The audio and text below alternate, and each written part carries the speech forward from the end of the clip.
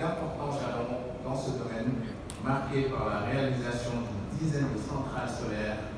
photovoltaïques connectées au réseau national et d'une centrale éolienne d'une puissance totale installée d'environ 402 MW en moins de 8 ans,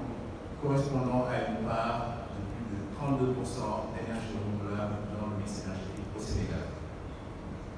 Dans cette même dynamique, d'autres pays africains sont aussi en train de suivre les pas du Sénégal dans la promotion des énergies renouvelables.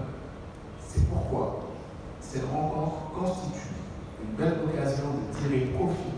des expériences des uns et des autres pour le renforcement de la coopération sud-sud dans le domaine des énergies renouvelables.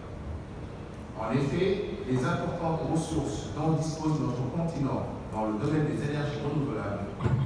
doivent être utilisées de façon optimale afin de réduire la fracture énergétique et contribuer à impulser le développement de nos États par le biais notamment de l'accès universel à l'électricité. Comme vous le savez, le sous-secteur de l'électricité est très capitalistique et les pouvoirs publics ont parfois du mal à suivre le rythme en termes d'investissement, surtout dans un contexte de crise multiple. Ainsi, pour soutenir la croissance économique en termes d'offres d'électricité, il faut avoir recours à l'investissement privé avec des contrats de production d'électricité de longue durée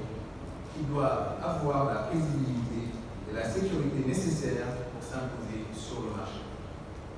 C'est dans cette optique que nos gouvernements ont un rôle essentiel